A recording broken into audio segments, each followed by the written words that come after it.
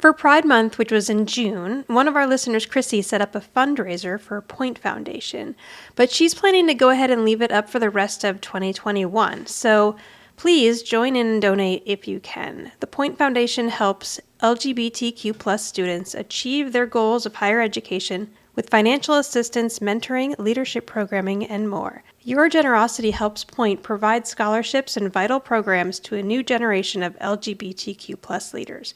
If you'd like to donate, go to our Instagram, Who's the Boss Podcast, and the link is in our bio. It's listed as Chrissy's Pride Foundation.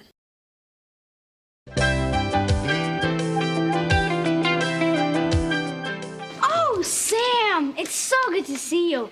I got some of those peanut butter brownies you like. Want to share? Thanks, Jonathan. Isn't it nice to see them relating so well? Yeah. I don't buy it for a minute. Oh, come on. They're just acting like brother and sister. All right, sister, you're late with your payments. But Jonathan... Hey, no buts. Cough up the dough you borrowed. I'll tell Tony about the leather jacket. Jonathan, I need more time. Time, Sam? Time is something you run out of. What can I do? I asked my dad for $20 and he wouldn't give it to me. $20? Sam. You're into me for 223 smackers. Jonathan, do you know what you are? I'll tell you what I am. I'm your worst nightmare. Hello. Welcome back to Hey, yo. Oh, hey. the Who's the Boss Podcast. I'm Tori. I'm Kevin. That was pretty good. It was yes. No, it doesn't sound like you're convinced. That's my golf clap. Oh, okay. I was wondering what you were doing over there.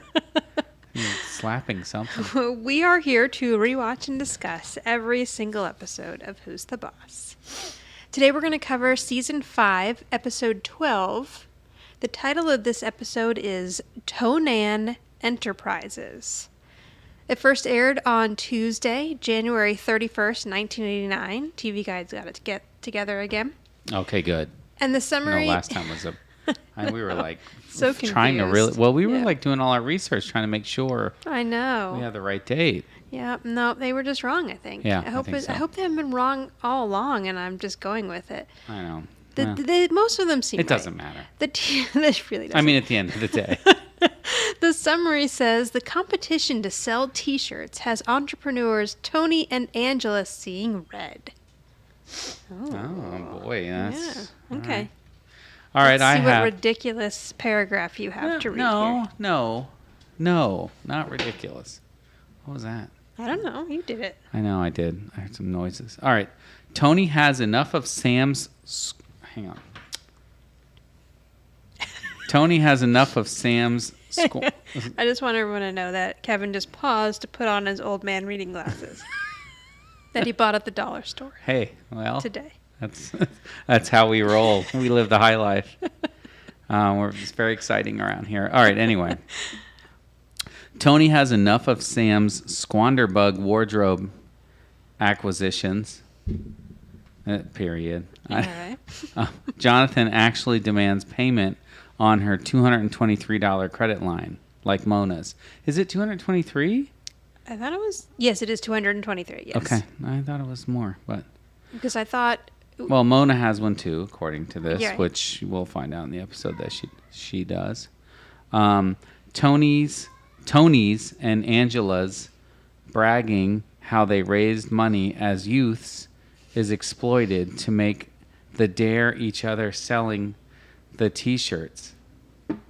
Tony designs and Sam hand produces at the local flea market. Sorry, I don't even know what I just read. Yeah, it was a lot of words.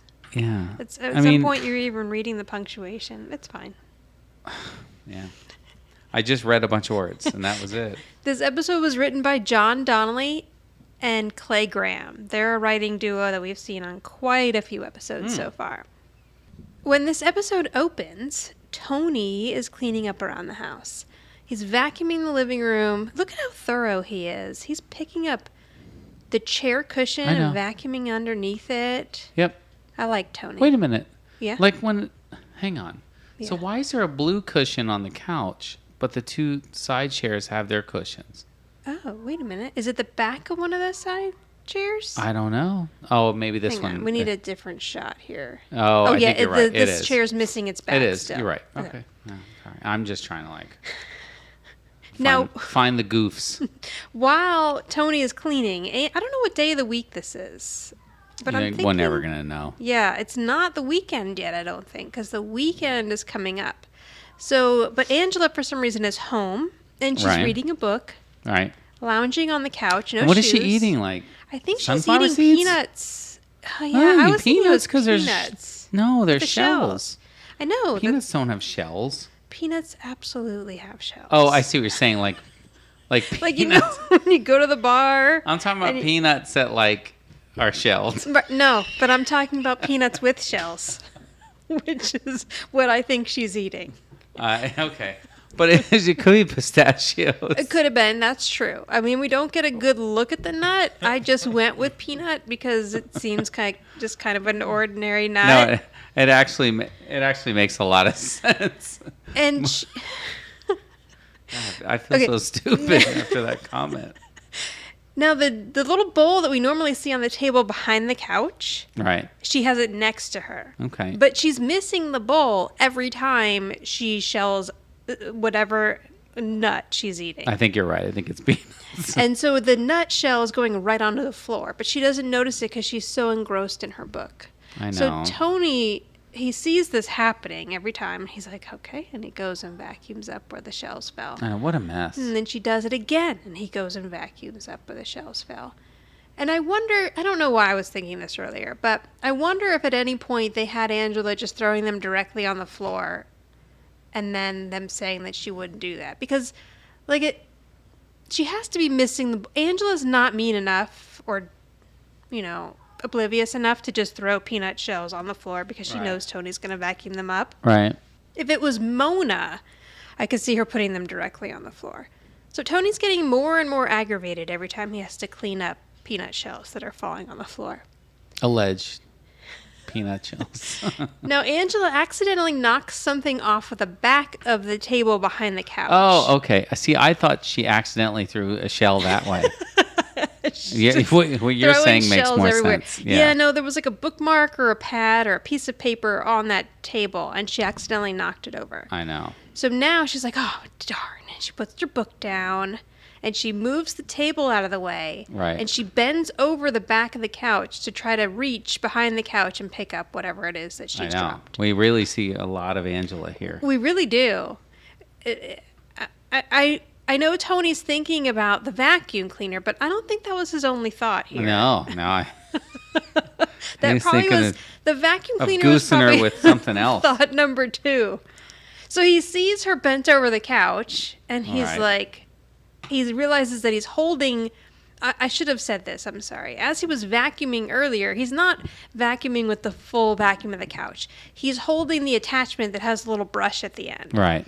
Because he was vacuuming the inside of the cushions and stuff. So now he's looking at that attachment, and he's looking at Angela's ass, and he's like, And then he decides, oh, no, all right, I'm not going to do it. I know. Why wouldn't she just walk around the back because of the couch instead of presenting her ass over the top of the couch? Now, one, you can think, okay, well, she just doesn't think he's paying attention because she wasn't paying attention. All right, and the vacuum's all loud. Right, but then 2, she knows what he was thinking here. And so I'm starting to think that Angela, 1, maybe have done this on purpose. And number 2, lingered for longer than she needed to. I think maybe she's still a little upset over the him making fun of her assets in the last episode. So she's maybe. letting him know that she Here they are, and this is what they look like. So we have to have a little bit of, building the tension and flirting here, and I think that this is that. All right. So she turns around and she says, wise choice. Because she knows that he was thinking about goosing her, and he has decided with the vacuum cleaner. With the vacuum cleaner. Now, just then, and you can also tell that Tony and Angela, they're kind of setting up here that they're getting on each other's nerves a little bit. Like, she's bothering him with the shells. He was thinking about poking her in the butt with a vacuum cleaner. So they're setting up already that they're a bit annoyed or, they possibly could get on each other's nerves. Because if you think about it, they're married without any of the sex. And if you're not having any sex, I think you kind of just sometimes think that your partner's a little more annoying than when you are. Really? It sounds like you've thought about this. You have to reconnect that connection. Oh, I see. think. Okay. Otherwise, you really are just roommates living in a house and getting on each other's nerves. Yeah, okay. Now, Sam comes in right then, and she asks Tony, "Can I borrow $20?" And he's like, "$20? What are you talking about, Sam? For what? What happened to your allowance?" She looks down at her shirt and says, "I'm wearing it." Now, this shirt is pretty badass. It may have shoulder pads, which I'm not a fan of. Oh, but it does? Oh, yeah, I didn't even I think it notice does that. have light shoulder pads. Okay, light shoulder pads. But the actual tie-dye, you could totally It's see. fierce. Tie-dye is very popular again with the kids right now. It is. It's everywhere. So Yes. I totally could see a child wearing this shirt right Oh, now. for sure. Or an adult, actually. So he says, "Let me tell you something, Sam. Do you see this?" And he pulls a $20 bill out of his pocket. And he says, "This is earned money, Sam. Do you know how much vacuuming I had to do, how many plates I had to wash, how many shirts I had to iron?" And then he turns around to Angela and he says, "I'm underpaid." I know, something he realizes, which we all know he's not. No, he's not. He's very well paid for We've the time. learned that from... And then even the neighborhood, Whatever he's doing the well. other that episode was, we've learned. Yes.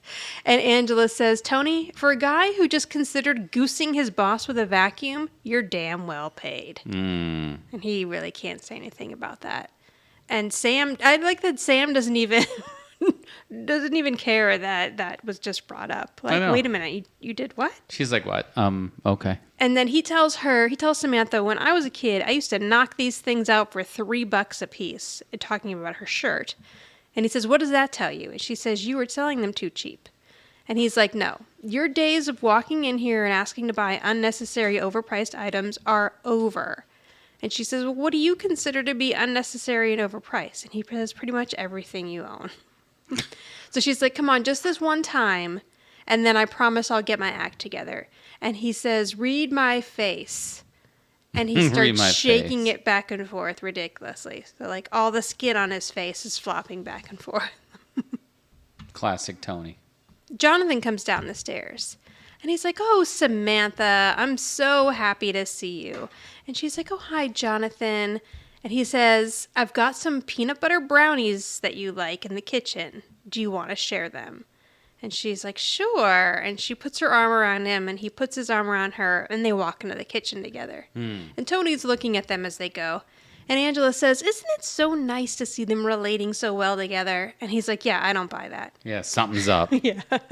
And she says, "Oh, they're just acting like brother and sister," which is really cute for Angela to be excited that Jonathan and Samantha are acting like brother and sister. I know, but if they were acting like brother and sister, they would just be fighting. They would just be fighting. They normally act like brother and sister because they're terrible to each other. Right. I know, especially her to him. Yes. Now, inside the kitchen, Jonathan says, "All right, sister, you're late with your payment." Sister. Yeah. And he says, "You better cough it up now, or I'm telling Tony about the leather jacket." And Sam's like, "Listen, I just need a little more time." And he's getting all up in her face. I know, he is. Yes. And he's saying, so there are a lot of references to old gangster movies in this episode. And he says, Time, Sam, that's something you're running out of." And she's like, "Well, what can I do? I asked my dad for $20 and he said no." And he's like, $20? You're into me for 223 smackers. Wow, that's a lot. Like, what happened? What did she buy? She bought that leather jacket. I know. The jacket. How much was it? I'm guessing $223. Yes. All right. And like I guess she's planning on paying Jonathan $20 at a time. Oh man, good luck with that. So she went in there and asked him. I mean, unless she's been borrowing money from him for other stuff, I was assuming it was all for the leather jacket, which was a pretty expensive leather jacket for 1989. Yeah. That probably was it's like expensive a now. $600 jacket now. Yeah. I guess, yeah. So she's like, Jonathan, do you know what you are? And he says, I know what I am. I'm your worst worst nightmare. So silly. And then she says, yo, Little Caesar, you've been watching too many gangster movies. All right. Well, do you want to know what Little Caesar is? Of course. And I wonder about this stuff. Like, why would somebody her age know what this movie is? But that's just me. Like, that's beside the point. Yeah, because it is, you said it's old, right? Well, yeah, Little Caesar's it's a gangster movie that came out in 1931. Okay, yeah. So at this it's- point, it's already 58 years old. Yeah, and it had Edward G. Robinson in it, he was, if you know who he is, he was a big like gangster movie type of guy, but like a big actor for the time. Okay. 1930s, Right. whatever, 20s and 30s. Anyway, it was a gangster movie with Edward G. Robinson. That's Okay. it. That's all I got. Yeah, I mean, again, it's adults writing this show. So. And he played a character named Caesar, Okay, then. and he was short, Oh. which made him Little Caesar. I should have added that part earlier. No correlation to the pizza company. No, nothing to do with Little Caesars. So yeah, this is written by adults. I don't know that Alyssa Milano would have actually understood the line that she was reading there. Much like, and here's a good example of that.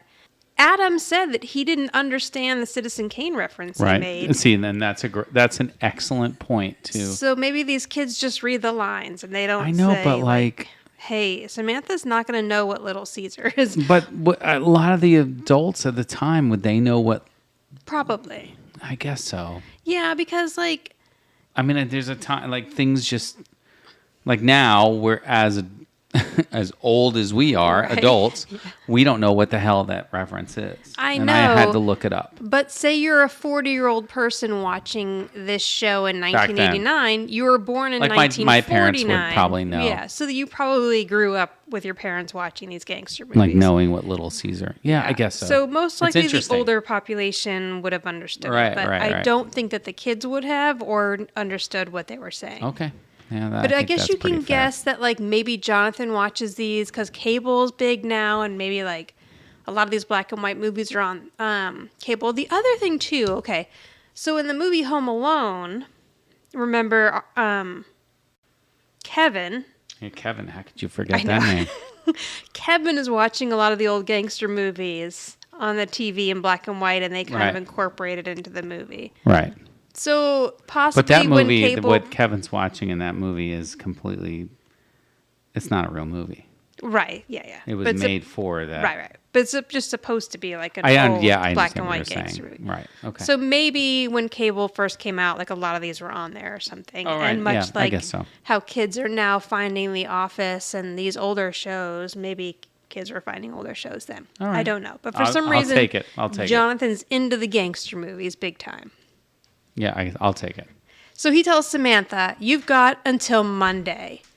And then Mona walks in, and Sam says to Mona, can you believe this little bloodsucker? And she says, it's an outrage. And then she takes money out of her pocket, hands it to Jonathan, and says, sorry, I'm late with my payment. Of course, why does Mona owe money now, too? So Mona, who has a job, I know. lives what we think is rent-free, has someone do her laundry and someone make most of her meals, needs to borrow money from her grandson. I'm telling you, I will stick to my story that I think Mona smokes pot. Yes, she's way into There's drugs. something going on. And may have a porn I addiction. don't know about drugs, just pot. Okay, just pot. Because she forgets a lot of things. She doesn't know what the hell's going on. But half what the is she time. spending all her money on? I guess pot. pot. Yeah, because it wasn't legal then. So pot. And OnlyFans. Oh, wait, they didn't have Well, that back then. Well, yeah, I think she had her OnlyFans going. It was just in her apartment with whoever showed up. But So they cut to Samantha coming down the stairs wearing her brand new leather jacket.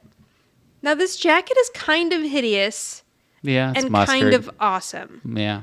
Like, I don't mind the color so much. If the shoulder pads weren't I mean, as enormous. it looks like she's put on a jacket that had football pads installed into it. Yes, the shoulder pads are so... They're aggressive. Yes, just enormous. But the cut is cute. If the shoulder pads weren't that big and it was like a 3/4 sleeve crop jacket like that, I could see somebody wearing it now. Okay. And the color isn't. I mean, yes, it's like a mustardy color, but I don't think that's terrible. I think that would. Still No, be the color's not as bad as the pads. The bulkiness Yeah. of it all. Yeah. But I bet this jacket was it was- amazing at the time. It was all the talk. I know. I probably loved it. Okay, so now Bonnie is there, and some girl we've never seen before. Right. But you and I had discussed like this character. Yeah, I have a Well, you theory. kind of just said you had a theory, and I after thinking about it when I was in the yard watering the plants, I think you're right. So go ahead with your theory. My theory is that this part was written for Julia, and they couldn't get the actress, and so instead of cutting it out because she interacts with Mona, they just recast it. And I agree with that because I even think she looks. She a acts little like bit, Julia. Yeah, and she kind of looks like her a little bit. Right? Wasn't her character Nicole Eggert's No. Oh, shit. No, Julia is the one with the red crimped hair. That's really dumb all the time. But she acts like this girl. Like she repeats a lot of what the other girls say. But this girl looks like Nicole This girl does Eggert, look so more like we're just Nicole going to go Eggert. with... Yeah, so I just We're think going to go they with needed an this actress. like merging. Yeah, of like a hybrid. characters. This is a hybrid of Julia and Marcy. Shit. That's what I get for watering the It's plants. okay. No matter what you do, the audience loves you. Okay, so Bonnie says, "Cool jacket," and then so this girl who I found out on IMDb, her name is Jill.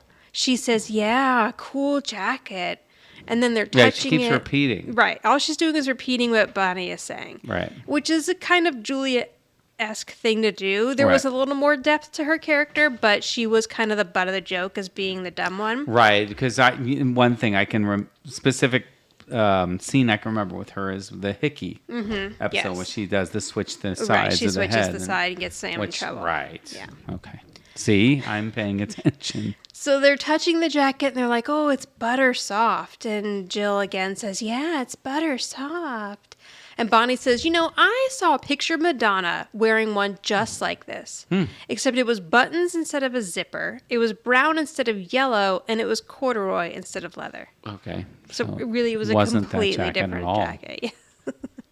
And Mona says, "Oh, I see. So just like it." Oh, I should have mentioned Mona's sitting on the couch. I know, ignoring everything but actually listening. And Mona's never liked Julia either. So I think it kind of also goes with the fact that Mona's kind of rolling her eyes at everything Jill says. And then she interacts with her once they get in the kitchen. Mm-hmm. So she takes the jacket off and she hands it to Bonnie. And she's like, "Keep it safe and keep it unworn. This is just until I can figure out a way to tell my dad about it and still live." And Jill says, "Yeah, still live." I know. Why is she just constantly repeating everything?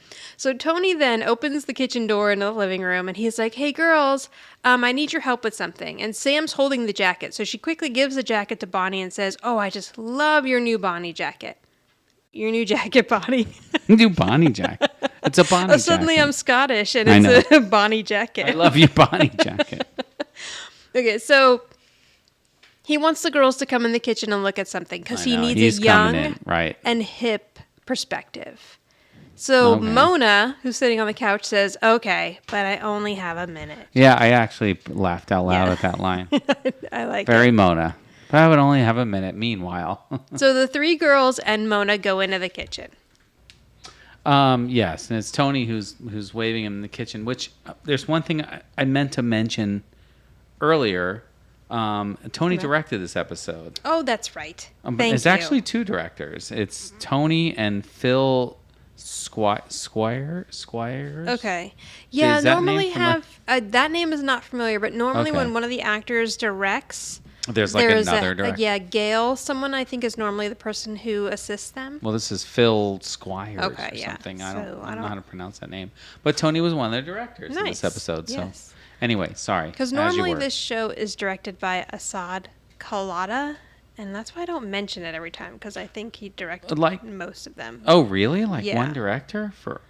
Yeah, for most of them at least. Really? Mm-hmm. I know, because like now shows swap out directors All the lot, time, but I don't yeah. know if sitcoms necessarily do. Oh, interesting. Maybe, I don't know. I feel like that would be difficult to swap out a director, but I guess not. But yeah, like the writers change often, but this one usually has the same director. But wasn't that something that we discussed with Adam? Was that he was interested in directing. Oh, like, right. He became... Yes, because he saw that Catherine Hellman was directing. Right. And that she was directing actors soap, could. so he was like, wait a minute. Yeah. And then Actors when can I get direct. older, I want to direct. Right. Yeah. Which is actually pretty cool. This would be a difficult episode for Tony to direct also. I know, because he's in every single scene. Yeah. Just about. Yeah. So he's yelling cut and everything Right. while he's standing there. I know, but I mean, you can still direct, like stand behind the camera Yeah. or stand there and say, you go here, blah, blah, Right, blah. right. This is what's going to happen. Because And then they did all still that be in the scene. I mean, earlier, I think and that, that's Yeah. not uncommon, right? Yeah. So, anyway. I'm sure it's just more difficult, but it does happen. Of course. Okay, so they come into the kitchen, and he's like, oh, ladies, you are just in time to sample the spring line of the Micelli collection. Spring line. Where was the fall line? It wasn't there yet. This Oh, is his okay. first So spring line. line's the first line. Yeah, it's coming later. So Mona's like, so it's a bunch of tie-dye shirts. And they're very cute. Again, They are. I could see people wearing these They are. today. And that's, they're big now. Yeah, tie-dye I feel like comes and goes, but never leaves forever. Like I it know, goes through and- waves of popularity. And I would have thought, like, I remember as a kid wearing tie-dye, or at least it was popular. And I think it was popular when I was younger because, like, in my like group of friends, we were listening to like Led Zeppelin Right. and like 70s Right. shit. So we wore tie-dye Right. because to emulate like back then. But I never thought it would ever like come back again. And Yeah, no, it is. Like it is. like when our oldest was like tie-dye this, tie-dye, I was like, what is happening? Because I don't I didn't think it would ever come back again. Yeah. And like this tie-dye has changed a little bit as far as like the designs I think are a little more sophisticated I these agree with days that. than Yeah, they yeah, I see were what you're back saying. then. Yep. But yeah, it definitely is something that kind of comes and goes. Mm-hmm. Sort of like the Interesting. popularity of Converse sneakers. Like they're always there, but sometimes they're a little more popular than others. Oh yeah, but that's always there. It's always there, Like, but like the you kids can are not always big pull- into Converse right now. Yeah, but you can always pull off Converse shoes. Yeah. You can just wear them. Right. Like, Yeah. I mean, I want to get another pair. I haven't had them in a while. But you're an old man. I'm talking about the kids. I know, but I Like, I am an old man. Like I feel like the kids are more into Vans and Nike I Air wear Vans. Force. I know, but you know what I mean? Nike Air Force and like those white Puma sneakers. Like white sneakers are very popular right now. True. Okay, anyway. Anywho, So Mona likes them and she's like, these are great. She starts loading up on them. And then of course. Bonnie says, I saw a shirt just like this the other night. But if I would have spent $20 on a t-shirt, my dad would have killed me. And Sam kicks her. I want to talk about Sam's jeans here for a minute too.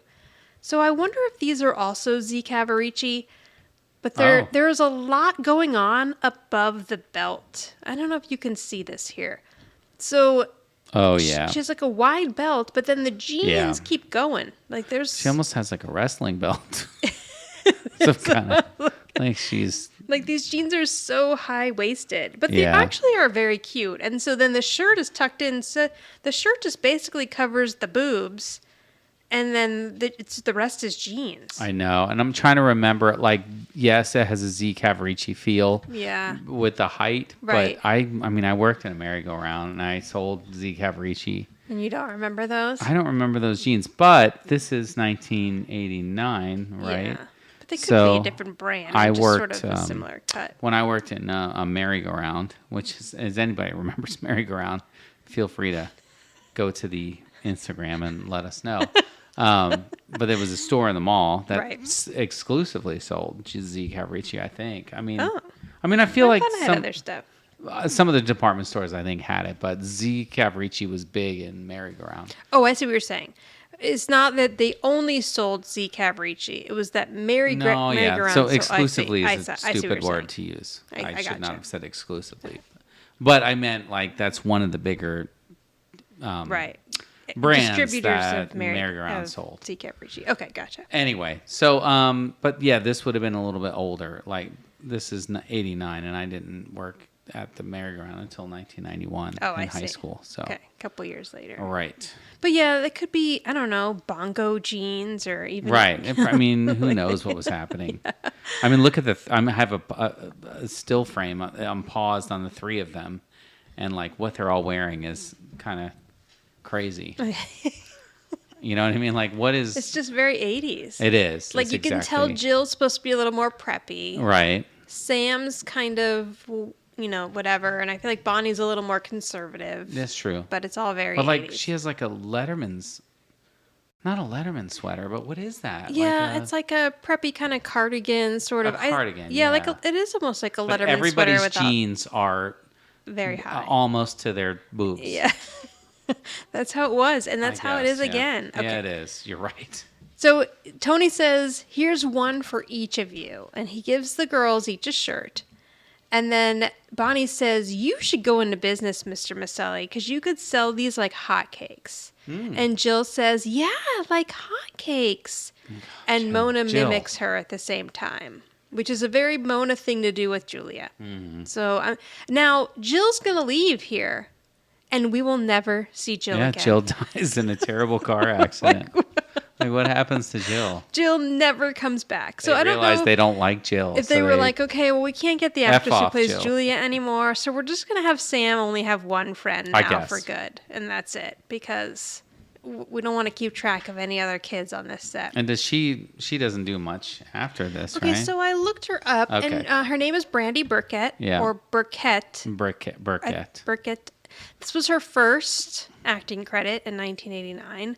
She did some other stuff. Oh my God, the last thing she was in was Liar, Liar. Yes, she played the flight That's attendant in interesting. Liar, Liar. Yeah. The movie Liar, Oh, good Liar. for her. And she was in an episode of My Two Dads, an episode of Frasier. Valerie. Yeah. Yeah, so some stuff. But yes, she stopped acting in 97. I tried to look her up to see if I could find what she's doing today, but I couldn't really find any solid evidence that any other Brandy Burkett was her. Okay. So Well, then that's it for her. So they're like, oh, great minds think alike. So Bonnie and Jill leave. And Mona goes over to Tony and says, Chatty Cathy might actually have an idea here. Chatty Cathy. And she's like, you really could sell some of these things. The Fairfield flea market's coming up this weekend. And Tony's like, Mona, listen, let me tell you something. This is not just dip and die. It takes color coordination, split-second timing, intense concentration. And she says, well, you could make some big bucks. And he's like, well, I could probably knock off a few. And then Mona motions to Sam, and she's like, especially if you had a little helper who could help you. And you would maybe pay her, I don't know, $1 a t-shirt. And Sam's like, oh, so she gets it now. Oh, okay, $1 a t-shirt. I can see this. And she's like, yes, I'll help you to sell them, and we can both clean up. Sam says that all teenagers also need a creative outlet. Tony's like, all right, well, that's true. And Angela has come into the kitchen, and she is also looking at the t-shirts in the background. And Tony's like, this is fine, but I don't know that I want to spend my Saturday at the flea market selling shirts. And Angela says, well, I can help you. I'm a terrific salesperson. She says, I don't know if you know this about me, but when I was in Girl Scouts, they used to call me the Cookie Queen. The Cookie Queen. And Mona says, I thought they called you the Pimple Princess. See, I feel like there was a funnier joke with the Cookie Queen. Yes. Like she ate all the cookies. Right. There could have been a different reason why she was called the Cookie Queen. I thought that's where... I immediately thought that's where it was going to go. That's what she was going to say, yeah. But then Mona just goes with the Pimple Princess. Which I think was my nickname in high school, actually. Mona's so mean. I know. And then Angela says, Mother, if you feel the need to make derogatory jokes, why don't you find someone else? And Mona says, Jonathan, and then walks out of the kitchen. I know. Now she's going to go beat Jonathan down. Yes. Make him feel worse about himself. He's Tony Soprano right now, running the house. Right. And and she owes him money, so she better tread lightly. Yeah, stop. Don't mess with him. So then Sam's like, so did you hear that, Dad? She's the Cookie Queen. And Tony says, well, I don't like to brag. Since when? Yeah, But right. I used to be known as the tie-dye king of Euclid Avenue. Oh, God. He said, in 68, I sold enough of these to pay for a summer in Europe. And Angela's impressed. You went to Europe? And he's like, oh, no, I actually never made it because I blew the money on a night with the Bettadenny twins. Again, the weirdness of twin sisters I know having sex right. with one man Yeah. it's weird. Because he says, And it's but not- they did dress up like little Dutch maidens, and and then he notices that Sam's still standing there, and he says, we clog danced all night. But Angela knows what he means that they did. Yes, again, they're sisters. Like, I know, it's very creepy. it's so weird. I don't understand the. Yeah. I actually never have understood the twins thing. The idea Like, of oh, the the twins fantasy. Yeah, Yeah, no, because it's super no one- creepy. Yeah, anyone. They're sisters. That they don't right. want to. They don't want to see each other have sex. Right. Yeah. Right. Okay. I agree. I agree. Like you just said, Like, okay. Like you're moving on. Right. I mean, what are you yelling at me for? It's I'm not. Tony. I'm Tony not. is a I'm just- disgusting he was a disgusting Benedetti human twins. being until And what did he spend it on? Like what? I mean, I don't enough know. money to go to Europe. You Right. spend it on a night with the Benedetti. Yeah, so in the twins? 70s, what do you think? It was a couple I don't know. $1,000s? I have don't no know. idea. And what? He bought outfits for A bunch them? of Coke? I have no idea. Man, maybe Coke. I mean, something because the money's gone. It's all disturbing, and we're going to move on All right. now. Okay. All right. That's fair. And see, like, you're going to tell me that Sam doesn't pick up on these things about how gross her dad used to be? So Sam goes over and she's like, okay, so what do you say, Cookie Queen and Tie-Dye King? Do we have a deal? Is this a royal partnership? And then Angela says, I say it's so be it or something. I don't know. They make royal references. And then Sam's like, So Yay! be it. So be it. They just Yeah, both say okay, so be it. And she says, great, it be. And then they knock heads for some Yes, reason. so Why she the tries to get them freak to does that hug happen? around her, but they Oh, just all right. end up knocking heads Okay. and knocking Sam's head in the middle. So maybe this is foreshadowing that this royal partnership is not going to go so well. Well, here and then cut to the Fairfield Flea Market. Yeah, so here we are. So I guess this could be the following Saturday, maybe. So maybe this was a weekend before. So now a week's gone by, possibly. They have a bunch of shirts ready for inventory, and they are at the Fairfield Flea Market. I love this Fairfield Flea Market sign because it really looks like someone just printed it out on a dot matrix printer and hung it up there. I know, it's awesome. Well, what do you want? Okay, so they have a little booth in the middle, and Tony has hung a sign that says Tonan Enterprises. Terrible. Yes, well, and that's where they got the Well, it's a title terrible of the name. episode. I know, but it's It all is a pretty terrible. bad- Tonan. And so he's hanging the sign. He's like, look, check this out. Oh, I'm sorry. So Angela is looking around while Tony's hanging the sign. And she says, Tony, they have snow cones. They have cotton candy. They have ice cream. And then Tony says, did you look over here? They have corn dogs. And Angela goes, all right. That's so stupid. I love that she's picked up Tony's little, all right. I mean, wouldn't you think Tone Enterprises would be better than Tone and? I don't know. I don't know. Okay. I don't know what to tell you. I guess I didn't write the episode. Maybe Angela came up with it.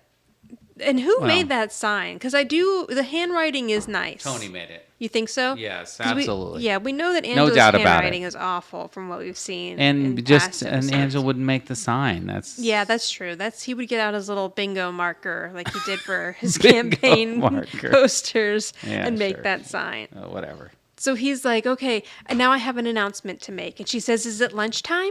And he says, no. Angela and I were very much alike. He's like, no, Tonan Enterprises is officially open for business. And he shows her the sign. And she's like, it's a perfect partnership. And then she adjusts the sign to make it straight. And she's like, now it's a little more perfect. And she turns around and he makes the sign crooked again because he's I know, already why? getting annoyed with her. Why? All right, so there's a scene coming up here that you don't have. Okay. Not this one, but next one. Okay, so first, Angela is organizing all the shirts. While she's organizing the shirts, Tony's like, oh boy, this is such a great idea, Angela. He's like, I'm teaching Sam a lesson and teaching her the value of $1 and making a few myself. And then Angela's like, not just $1. Like, I figured out that we're going to make a $600 net profit Whoa. if we sell all these shirts. $600. Yeah. So he's like, oh, Which I I should think now would be like. $1,800, I would say. Oh, really? Yeah, it's about 3 times as much, I think. From I don't have my calculator up, That's but pretty good. yeah. I'm not even going to get my calculator out to figure it out. I don't care that much. So but he says, I should teach Sam a lesson more often. Then he notices that she's organizing the shirts. And she's like, what are you doing? And he says, what are you doing? She says, I'm color coordinating. It's nice to have a display that's pleasant to the eye. It's a very important marketing strategy. I don't disagree with that. No, either do I. But then Tony says, yes, but in a place like this, at the flea market, people like to see things all jumbled up because they think they're getting a bargain. I think that's terrible. And Yeah, then I he agree. mixes everything. I know, he just throws everything together. That's so stupid. I guess because he's like picturing those big bins at Woolworths or whatever when he was a kid. Woolworths. You would just dig through the dollar bins to see what you could find. I guess so. And so she's like, okay, I think that's an excellent point, but we can have a neat display and people can still think they're getting a bargain. And so he's like, oh, okay, perhaps. And then Angela's like, it's a suggestion. We can do it your way if you want. And he's like, no. She's like, are you sure? No, are you sure? And then he's just like, let's just coordinate the shirts. All right. To get Gives her up. to shut up. Right. Yeah. So now this is the part I don't think you have. The first customer comes over and a guy picks up a shirt and he says, excuse me, I would like to buy this. Oh, yeah. I don't have that. Okay. And then Angela rushes over and she's like, oh, sure, let me help you. This is a great shirt. And she says $10, please. And he gives her the $10. She puts it in a bag. And then they're thanking this guy over and over again. Like, thank you so much. Come again. Yes, please. And he's like, tell all your friends about us. And so they realize that they're being a little over the top here. And Tony says, or Angela says, it's our first sale. And the guy's like, really? And he walks away. He hadn't noticed. Yeah. So when he leaves, Angela's like, just a thought, maybe next time pull back a little bit on the gratitude. So she's critiquing him again now.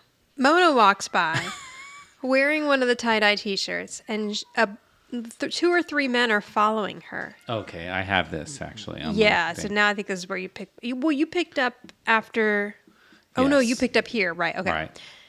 And She then says, Mona's got like 5 guys following her. I say 5, but I don't. She says, I warm like up the that she cash just register. Right? Yeah, she's found just all wandering these around. They dudes. just started following her. That's how Mona works. I get yeah. Yeah, I mean, Yeah. doesn't that happen to most people at the flea market? No. Oh, but okay. Only Mona. Only Mona. And so she walks. She says these guys are looking for something in a T-shirt, and Tony says, "Yeah, and I think it's you." Yeah. So he hands Mona the 10. He says, "Do me a favor, take this money." And she's like, "Oh," and he's like, "No, wait a minute, I'm not done." She says, "Damn," and then he says, "Go get me some change, What's please." wrong with Mona? I'm telling you, So high. Mona smokes pot and is stoned all of the time. So Mona walks off with the $10, and Angela comes over. She's like, "Tony, just a thought. Do you think it was a good idea to send Mother to get change?" No. And he's like, he's getting aggravated. And it's like, okay, on one hand, probably not. Yeah, no, she. On the Angela's absolutely right. Okay, but on the second thought, then Angela, do you think this is a good idea to let her work at your business? No. Like, why would she be judging Tony for sending Mona to go get change? I know. Tony's like, have some faith. When Angela pays her to do nothing That's all true. day long. I'm telling you, Mona smokes pot. So he's like, oh, I don't know. Maybe we should have had a board meeting about it to discuss. And he's like, come on, just have a little faith in her. And she's like, sometimes she wanders. And he's like, it'll be fine. So he's like, just stop talking and coordinate. So she goes back to coordinating her colors. And Tony looks over at Mona, and now she's wearing a pair of sunglasses. Red sunglasses. I know, it's fantastic. Somebody else just walked by in the background with a panda lamp also. And there's a dollhouse. Like, it's fun to look around all the stuff at the Fairfield flea market because it's just like a hodgepodge of whatever they could find, probably. Guys walking around with pictures in the background. I know, it's just people walking around. So then, I don't think you have this scene either. So then Tony starts yelling, and he's like, okay, ladies and gentlemen, step right up and get your red hot t-shirts. None of them are the same. Each one is like a precious snowflake. So Angela's like, Tony, tone it down. You're not drawing a crowd for Bobo the dog-faced boy. Oh, okay, yeah, I don't have this. No. And he's like, well, why not? Maybe he'll buy a t-shirt. But he's, again, getting irritated with her, and she's sort of critiquing everything he does. Uh-huh. Now, another gentleman comes over. Okay, your episode picks up here. Right. Another gentleman comes over, and he's holding a tie-dye shirt, and he's like, how much for this? And Angela says $10. And he's like, oh, that's pretty high. And she says, well, it is art. And he's like, yeah, but I just got a Velvet Elvis for $6 and it's autographed. Yeah, that's not really autographed, dude. Yeah. You got taken. Yeah. But at least it was only $6. So Tony pushes Angela out of the way and he's like, let me handle this. Because Tony's thinking, I'm from Brooklyn. I know how to haggle. So here we go. And he says, what's your name? And the guy says... Is it him that says, watch my smoke? I think so, yes. What the hell does that mean? Hey, watch my smoke. What the hell does that mean? What does it mean? I have no idea. Sorry, go ahead. Only Tony can I'm answer that making this question. episode an hour and a half, not you. He says, what's your name? And the guy says, Steve. And Tony says, what a coincidence. That's my name, too. Oh, is that what you did in Brooklyn? And Angela's rolling her eyes. I know. And he's like, listen, Steve, art schmart, right? You want this T-shirt? I want to sell you this T-shirt. So don't tell my partner, but I'm going to give it to you for $8. And the guy says, bingo. And he hands him $9 on accident. And Tony counts it, and he says, oh, wait. Oh, you gave me $1 too much. And he hands it back. He's like, you know me, honest Tony. I mean Steve. I know, so stupid. Stupid. So he looks and he turns around to Angela and he's all excited. And he's like, look, I did a good job. And she's like, yeah, nice work. You just blew our profit margin by 50%. What? So hang on, time out. So is it 50% on that one shirt or total? I'm Because guessing if it's total. Because I guess Well, then. Yeah, but what's you have the to profit factor margin? in. I don't know. But so say they're Sorry, making. I'm taking this way too serious.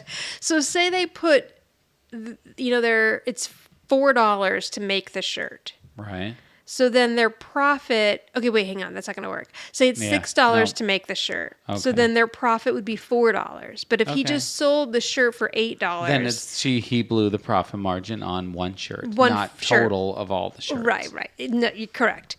But if he were to continue to let people buy the shirts at $8, then he would blow the profit margin at 50%. That's what total. That's what I'm guessing. Okay. No. Yeah. But again, I'm glad we cleared that up. Again, Angela's just kind of being a pain in the ass. Yeah. And he's like, okay, but listen, we still made money, and now there's another guy out there wearing our product. It's called advertising. No one's going to know, though. Maybe you've heard of it. I know. By the time the guy goes home and washes that shirt, puts it on and wears it out, they're no longer at the flea market. But that's a whole nother story. I know. And then I like the dig that Angela says here, where she says, I've forgotten about advertising. I've forgotten more about advertising than you'll ever know. No. Yep. And then it's on. It's on at this point, yes, right? Yes, now the claws are out. Mm-hmm. The gloves are off, and so she to says, speak. you may have forgotten. What did I say that time? The gloves are on. She says, you may have forgotten that I was the cookie queen. And he's like, okay, your highness. Well, let me tell you right now, you're being a royal pain in the... And he doesn't want to say it. No. And she's like, this whole scene is fantastic right here. I know. Okay. The cookie queen. So she's like, go ahead. A royal pain in the what? What? Huh? Say it. And he's like trying so hard not to say it. And then he just starts yelling, but. And every time he's yelling, but. He's like headbutting her in the face. Headbutting her forward. And on the third one, he makes contact with her face. I know, he does. Completely. He obviously didn't hit her hard because she didn't even I know, it's so flinch. weird, actually, because it looks like he hits her. Yeah, like his face definitely touches her face on the last one. How the two of them they did just not bump noses. It's just noses, I think. start laughing. I don't know. It's impressive. Yes. And she says, well, you can kiss it goodbye. All right, well. And she says, I don't need this aggravation. And he's like, well, I don't need you. He's like, I don't need you second-guessing my every move, and I don't need you straightening my sign. And then she runs over and she says, you mean our sign. And she rips the sign in half and then leaves. And then just then, Mona walks up, holding a bunch of shit that I can't even tell what this stuff is. She's got a hat on, sunglasses, she's holding popcorn, some sort of skateboard. I know, like, what happened? What is the big fuzzy thing? Looks like it could be some sex contraption. A blanket And she's back, and he says, forget about the change. And then she says, what change? I know. I'm telling you, this just feeds my theory that Mona smokes a lot of weed. What change? It was, 30 minutes ago, maybe? Maybe not even. And she's got the wacky sunglasses on. She's carrying a bunch of shit. And the hat's sideways, like how the kids wear the hat now, mind you. She's stoned. She's baked. She went to the bathroom and she smoked a bunch of weed and forgot why Tony gave her $10. And then blew it all. Yep. And she got hungry, so she got some popcorn. Yes. Munchies. Well, that's what happens when you smoke a lot of weed. Yeah. Now, back at the house, Samantha is working her little butt off making shirts. There are shirts all over this kitchen. I know. So, you know what I would love to know? Where did these shirts come from? Like, did they actually buy all these tie-dye shirts? I don't know. That's Did they have them made? And they're everywhere, all over the place. Jonathan's also in the kitchen, and he says to her, only 133 more to go. I know. The enforcer. Right. Little Caesar. Because she's getting $1 a shirt, and she has to make 223 to be able to pay him back. Wow. She's like, don't worry, you're going to get your money. And then Tony and Angela walk in, holding 2 laundry baskets full of other shirts that they didn't sell. And they're angry. And Sam says, Dad, what are you doing back so soon? And he's like, forget it. Stop. Turn off the stove. Tonan Enterprises is defunct. It's done. It's over with. Oh, he says defunct. You think that's because he's in college now? He's learned new words? Yeah. Well, yeah. Makes sense. I like how they pepper in these words. Well, Tony is in college. Yeah. Sam's like, why did you quit? You can't quit. You have to go back out there. We had a deal. I don't know why that makes me laugh. We had a deal. What was the deal? That he was going to sell the shirts and she gets $1. I know that, I know. He doesn't realize what, she's in dire straits here. She needs this money. Jonathan $232 or whatever the heck it is. Tony says, Sam, the dream is over. And Angela is in the background and she says, you mean nightmare. No. And she throws down her Zing. jacket. And Jonathan says to Sam, your luck just went out the window, Missy. That's right. No. And he looks at Tony and he says, we'll talk. And then he leaves. But she's not giving up yet. Look, there's a black tarp on the kitchen counter and there's shirts laid out all over. There are so many shirts in here. I want to know what happened to all the shirts. Maybe they gave them to the audience after. That would be cute. But what is Jonathan's end game here? Is he going to kill her? Like, no, he's going to tell Tony. Yeah. Oh, okay. His only plan is to tell Tony and get her in trouble for buying the jacket. That's really all he could do. All right. But that's what she doesn't want to have happen. That makes more sense than him killing her. Right, exactly. That would have made this turn. Yeah, the show would have taken a very really dark weird. turn. Yeah, okay. Sam says, what do you always tell me? Winners never quit and quitters never win. She's like, you can't take the sell out of Micelli. See, she knows how to get to Tony here. And she's probably just throwing a bunch of shit back in his face. I know. He's but been I'm telling saying, her though, since like, she was little. But that's Tony, Right. that's So Tony lingo competitive. there, like, right. Yeah. And that's the thing, too. You've got Tony and Angela, who are 2 very competitive people. Right. I was trying to think of when the other times we've seen them, kind of go at each other like this. And it was The Unnatural, when she played on the team against his. Oh, right. Yeah. And mini golf. Yes. They've had these kind of, they get into these spats where somebody knocked something over? I think the dog is growling or something. I don't know. The big cat's over there, so he's not involved. Oh, there's the little cat. I don't know. Something This happened. house Anyway, is miserable. Okay. I know. What have I done? And Tony says, Sam, I'm sorry. I know that you were excited about making all this money, and Sam says, and it would have been a great character builder. And he's like, but let me tell you something. If I wanted to sell these shirts, I could. Oh. And right then Angela comes back in and she's like, whatever. Yeah. And she says, Sam, some people think they can sell shirts like this when other people can sell shirts like this. And she's like aggressively so much snapping. snapping. I love all the snapping. I know. It's fantastic. He says, wait a minute, Angela. Are you saying that if we went head to head, you would outsell me? And she says yes. And then Sam's like, oh, did you hear that, Dad? So now she's doing the same thing again. She's egging them on. Exactly. To get what she needs here, but it's a little different. It's way more aggressive than it was the first time. Meanwhile, they just need to have sex. And that would end all of this. God, the tension. Exactly. The sexual tension. They wouldn't get on each other's nerves as much if they had sex every once in a while. Just bang it out. Yeah. Just bang it out. So he's like, I heard it, but I don't believe it. And then she's egging Angela on. So he's like, okay, fine. He's like, Sam, will you dye the rest of these T-shirts? And she's like, oh, I don't know. To prove this childish point. But she's like, yes, I will. And they say, okay, so the first to sell out at no less than $10. So those are the rules. You have to sell the shirts for $10. Check. And then the first one to sell out is Shirt Queen. I know, it's so funny. And he says, and may he reign. Ah, Shirt Queen. So they have the booth again for Sunday. So now it's Sunday and they're back at the booth. Okay, I know, but I love that it's like the setup is all different. Right. And there's a yellow tape running in between the two of them. And they're how did they behind the do this? Fairfield Flea Market sign. I mean, I'm sorry, they're in front of the... No, they're in the same spot they were. That's I know, where they were but the before. sign... I don't know, I don't remember seeing the sign last time. Oh, yeah, no. I thought the sign was off to the side. No, I think it was there. All right. Okay, Well, but- that's debatable. Now, tell me, how did they do this? Last night, Tony went there. He sawed all the wood and made 2 separate booths and painted them because now it's like completely... I don't know that you're reading way too much into this. But Angela's got a little thing. It's a framed... It's a framed thing when with did her. She make that? But I mean, it's a framed picture. Yeah, with type lights thing, around it. and it has her name, Yeah. Angela's. Uh-huh. I guess that means Angela's shirts. Yeah. And above it is a headless mannequin with a a shirt. tie-dyed shirt. Yep.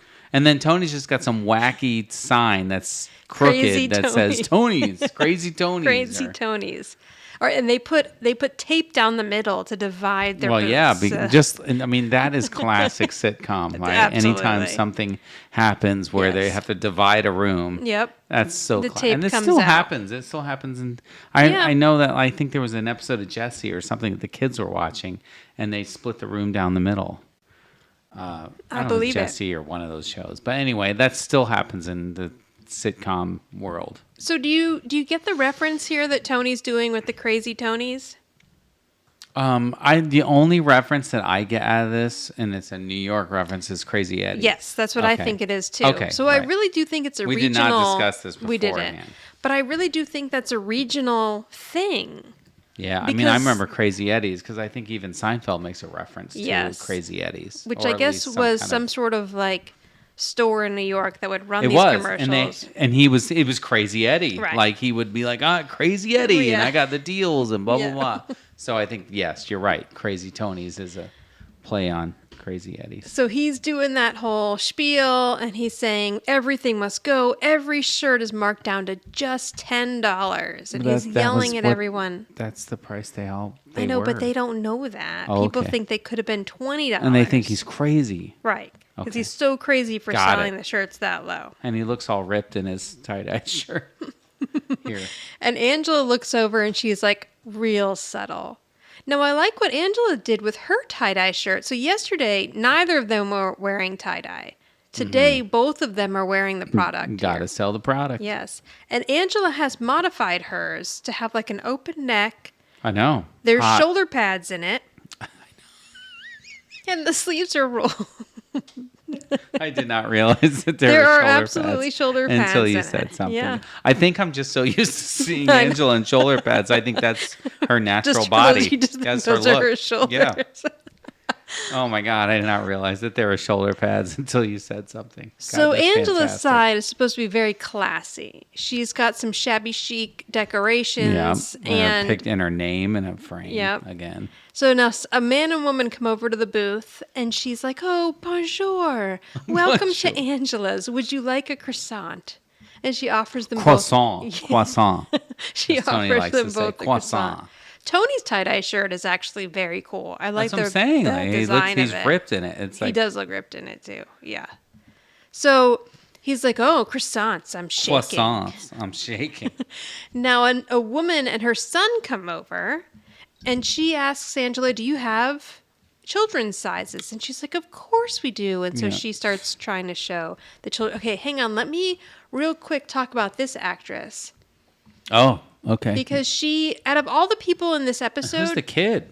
We don't know. Probably. No, I don't think. There's another child in here that did go on to act. But I didn't see anything for him. Okay. But this woman, her name is Myra Turley. Okay. And she is the most working actor on this episode. Her first credit was in 1985 on Dallas. She was in Perfect Strangers. Oh, yeah. I see now. She's in a lot of things. Yeah. Meet the Fockers. LA Law, Mama's Arrested Development. Yeah. And she's still working. Like she's a one. Yeah, the character one and actor, done, for sure. A working actor. Yeah. And the last credit she has is in she was in Better Things, which is that the Pamela Adlon Better show? Things. I would have to. I clicked on it. This is not good podcasting. No, it's not. It's Hang never. on. When are we ever doing good podcasting? Yes, it is. It's the Pamela Adlon she was show. She was in Till Death and Mad Men. She was in 7 episodes of Mad Men. Oh, nice. Yeah, so as of 2020, she was still working. Okay. So yeah, I thought that was interesting. She played Nurse in Friends. I don't know that episode, I know. But the one with the fertility test. Yeah, I saw that one. I don't remember that. Maybe. Know. You know what? I would not recognize that her must at all. be when Chandler and Monica are trying to get pregnant. Yep. Okay, so then Tony sees that Angela's talking to this woman and her child, and he's like, come on over to Crazy Tony's house of non-flammable T-shirts, where safety comes first. See, yeah, that's dirty. Yep. Dirty move, Tony. So now the mom hears that, and she walks her son over to the non-flammable side. Right, because she doesn't want a shirt that's going to catch on fire. But you know what's funny? What's funny now is that flammable stuff is actually getting a bad rap, because like a lot of pajamas and stuff were treated with a non-flammable solvent, so that if there was a fire in the middle of the night, the pajamas wouldn't catch fire. But the problem is that the pajamas then have a chemical in them that could possibly cause cancer, and it's like a toxin. So now, oh my God, you can't win. You don't want your kid to be wearing non-flammable pajamas or anything. You want to keep them in more of like 100% cotton, and it just fits tightly so that it's less likely to catch fire. I'm going to check the smoke detectors tonight after that, because now I'm scared. I remember I had this when Isla was a baby. I think it was like a little Ann Geddes outfit or something, and it wasn't treated with any sort of non-flammable solvent. So on the tag it said, "Keep away from fire." I know, but but I'm like, yeah, that's the plan is to keep my child away from fire. Right. Thank you very much. I mean, at the end of the day, like, if there's a fire in the house, you have a bigger freaking problem than the pajamas. The pajama, no hopefully what, the smoke detectors are going off, and you're out of the house before the child's pajamas anywhere near can catch on fire. I don't know. So Angela hears him talking to this mother and son about his non-flammable shirts. And she comes over and she's like, "Excuse me, non-flammable?" And then she's over the line. So he's like, hey. And he pushes her back to her side. Again, classic sitcom with the line. I love it. She says, "Are you insinuating that my shirts are flammable?" And he's like, No, I never did that. She says, "New ground rule. No insinuating that the opponent's merchandise could burst into flames." How does he know his stuff isn't flammable? He's totally lying, because unless it's treated with a solvent, it's flammable. Right, that's true. We covered this. And most likely these shirts are 100% cotton. So he's completely lying, and his shirts are totally flammable. Okay. I just wanted to be clear on that. And so he's like, "Okay, fair enough. I crossed the line." Oh my God, I can't look past the shoulder pads and Angela's shirt after you've met. So then she walks back over to her booth. What did she stuff shoulder pads into a shirt? Last night she went. Did she sew them in there, or? Yes, she stitched them in there. No. Or Sam helped her. Somebody helped her. Or Mona. You know what? Mona she had did not. Tony. Mona was so stoned. She had Tony so. Mona was so baked she was asleep. She had Tony sew shoulder pads into this shirt last night. No, she didn't, because they were in competition. I know, but she left a note and she just said, "I need these shoulder pads sewn in here," and he did it because it's his job. Okay. And because he's Tony. All right. And then I don't know who cut the neckline. I'm going to say Sam did that It's questionable. this morning. So she goes up to the couple at her booth and she says, "Hello, welcome to Angela's, where all of our products are hypoallergenic." Ah, that's a good one. So then he's all like, "Oh, that's a cheap gimmick. I can't believe you would stoop that low." Mm. All right, so we get a quick flip of the screen to let us know that some time has passed. And Tony is on the floor. You see his bare feet on the floor. Yeah. And they pan up to him using his socks, which he's now made into puppets. So he's doing a puppet show for the children at the flea market. So strange. And he says, "That's all, kids, from Captain Tie-Dye and his friend Pokey." And his other sock comes up. That's so strange. And and then did he have the markers to write on the I sock? guess so. He probably Okay. had the leftover markers from And are making those- the crazy Tony sign. Yeah, all right. They're long white socks. Yeah, those too? were the actual socks he was wearing. Okay. So now his hands smell like feet and his socks are ruined. He says, Hey, sell a couple shirts. he says, "Don't forget to tell your parents to buy lots and lots of shirts because the word of the day is what?" And they all yell, "Volume!" Volume. All Now, right. I paused on these kids to see if any of them look familiar. Nothing. No, they don't. They really don't.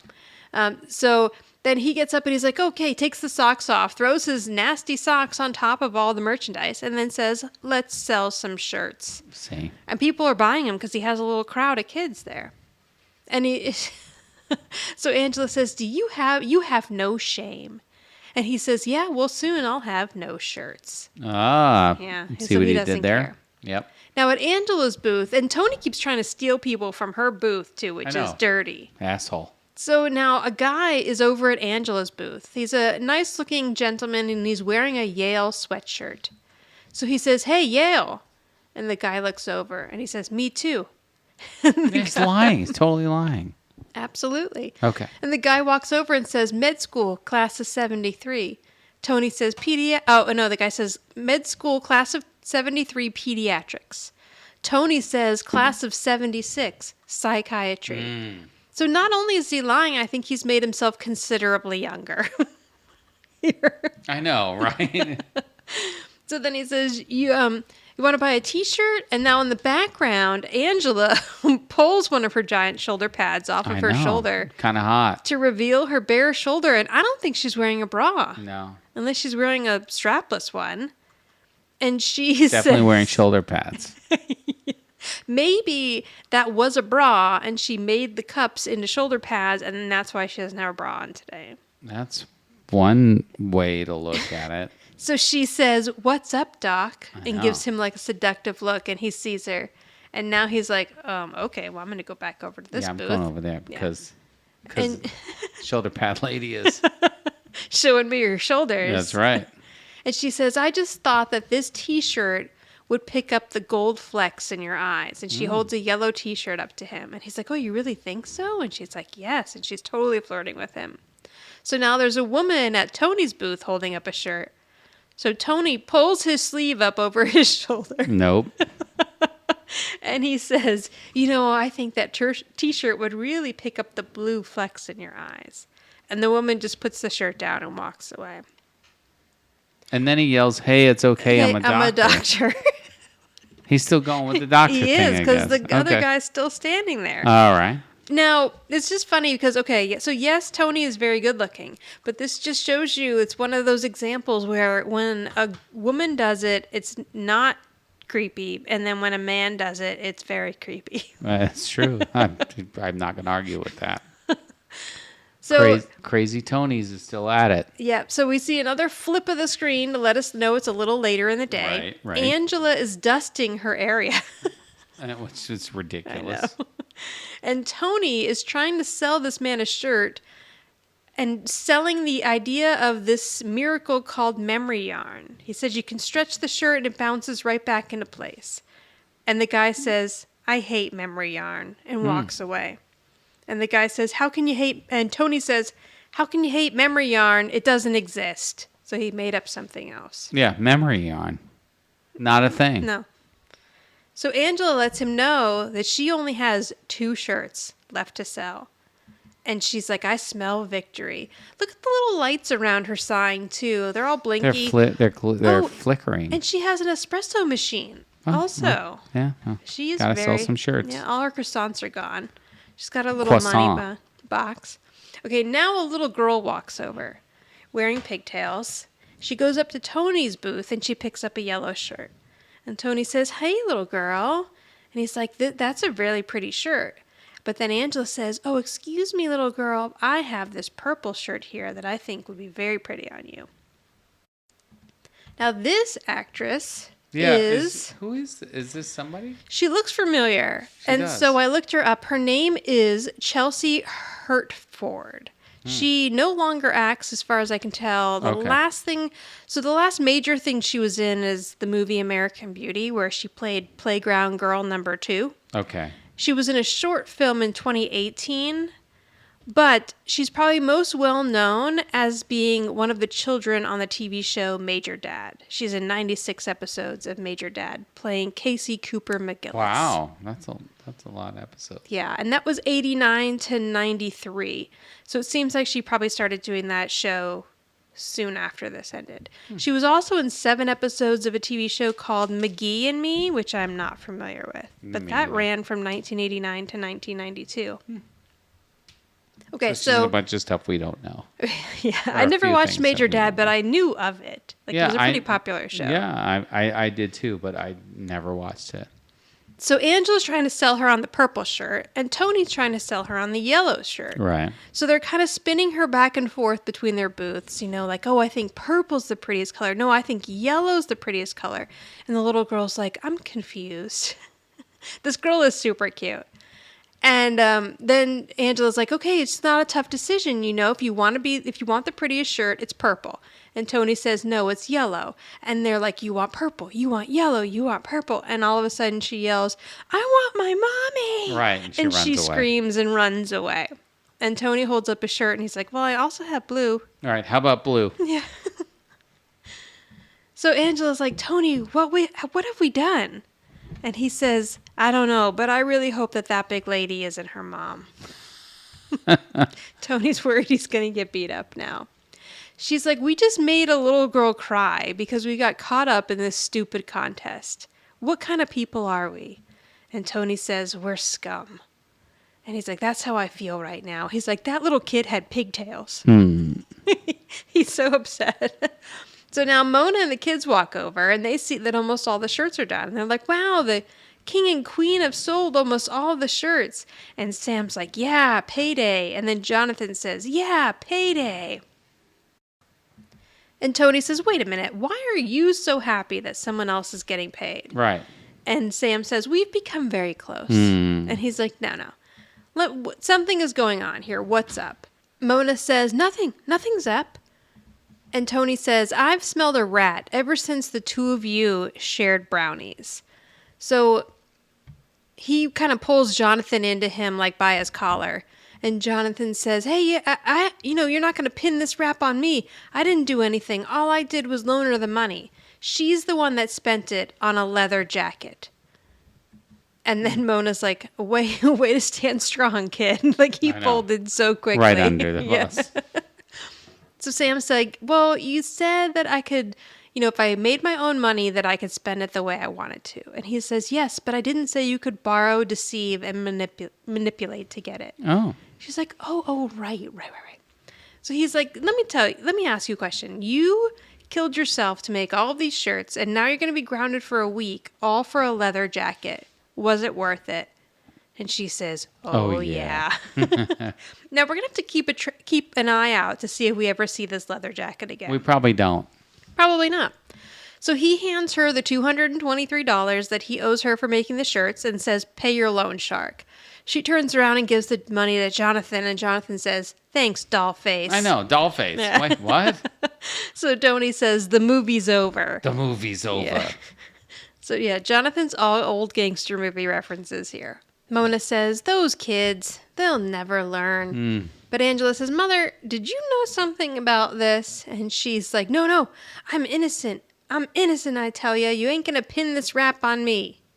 And then as she walks away, she says, screws. So I'm innocent, I tell you, is from some gangster movie. I couldn't find exactly which one it was. Yes. The only thing, I found something on Screws. Oh, okay. What does that mean? Screws. It's Are American. you just going to keep saying the word screws? I guess. Okay. I mean, I don't know if it was screw or screws. I think she's saying screws. She says screws, yeah. It's the American Slang Dictionary. It has multiple definitions for screw. One of them defines screw as a foolish or forgetful person. A person of this nature is said to be screwy or a screwball. Ah. That's the only thing I can find. So isn't there also some kind of reference like putting the screws to you or something? Like I think that goes along with this. Yeah, so like trying to get something out of her. But yeah. Yeah, screws. Whatever. It doesn't mean screws, see? It doesn't mean to have sex, which is what the two of them should have been doing this whole episode. That's what I thought screw meant. Well, I mean, it does mean that, but okay. I guess not here in this context. Okay. So Tony says, do you believe because of their little scam, we've been out here working like dogs and at each other's throats? And then Angela says, was that an apology? And he's like, yeah. I makes a couple of Tony noises. Yeah. And she says, I accept. And then he's like, well, what about you? And she's like, me.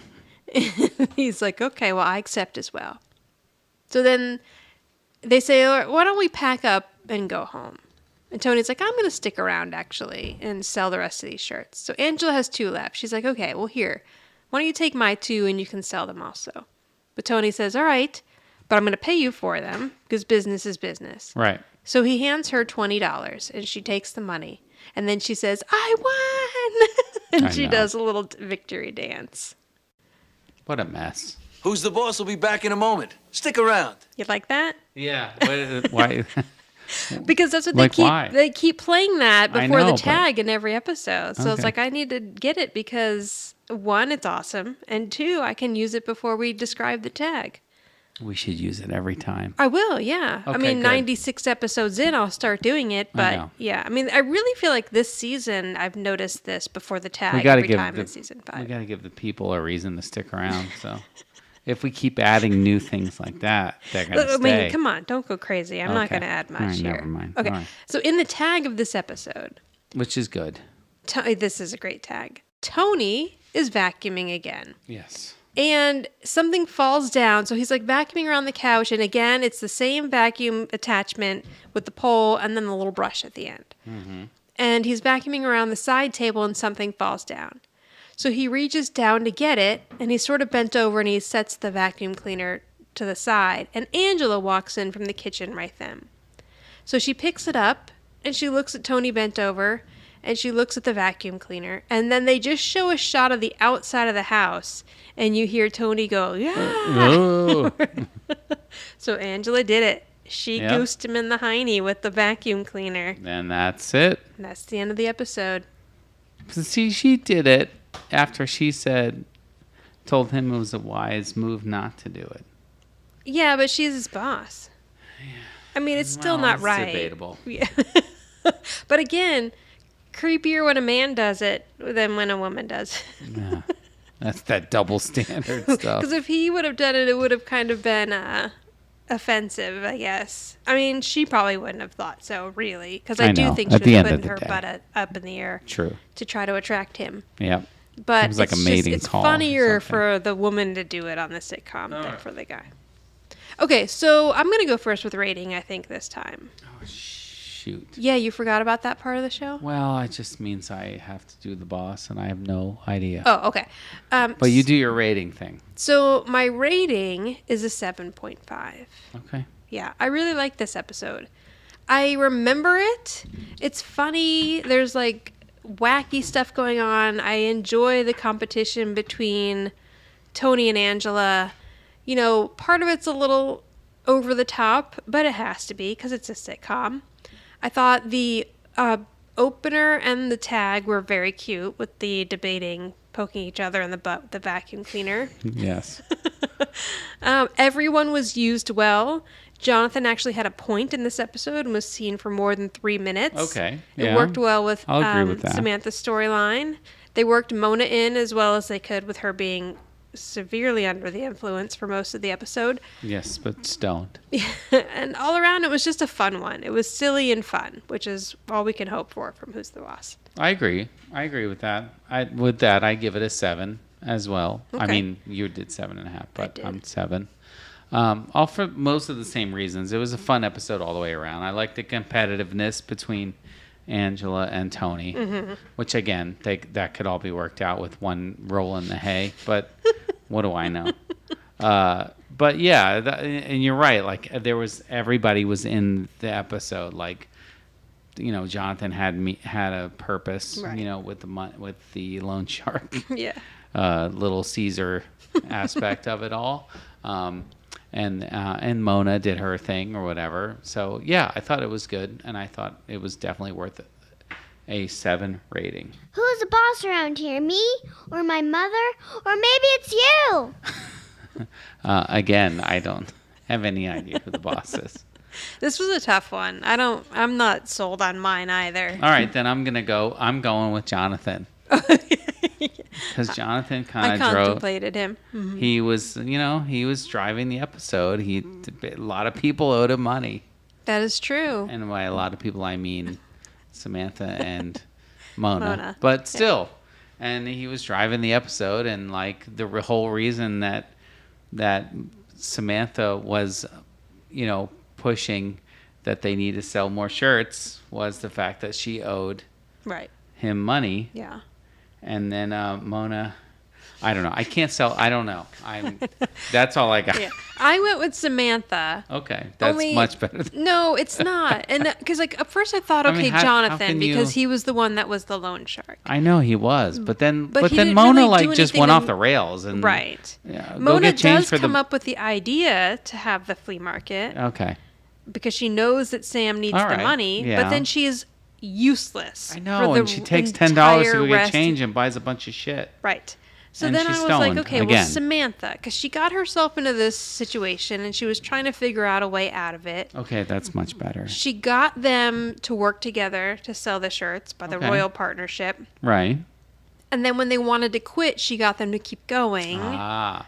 So that's why I went with Samantha. No, but it's not a solid. There's really no solid. There's nobody. I mean, honestly, there's nobody. The true boss is Angela, because she calls herself the boss a couple of times in this episode. I know. But she's a super pain in the ass the whole time she's at the flea market. True. So I didn't want to give it to her. You know how she could be the boss? Is the fact that Tony didn't goose her, but she goosed Tony. Yes. She's the boss. Yes. And I mean... Boom, right. Done. Okay. You can reach us at Who's the Boss Podcast on Instagram, or on Twitter, it's the Who's the Boss Pod 1. On Facebook, it's the Who's the Boss Podcast page, or go to anchor.fm/WTB podcast. The next episode we're going to cover is Cardinal Sin. Yeah, which I know nothing about. Okay. Yeah, it's something. I don't know. It's something. I'm not looking forward to this. No. It's got good parts and it's got super annoying parts. So you'll see why. All right. Okay. Then we'll see you. Thank you, everyone. We'll see you next week, but not really next week, but next time. Right. We'll see you Monday. Yep. No, Thursday. I don't know. Okay, bye. Bye. If you like this podcast, please subscribe and give a big thumbs up and tell all your friends. And maybe you can tell your grandma, your mother, and your sister or brother. Maybe you have no siblings. Tell your dog and cats. Bye.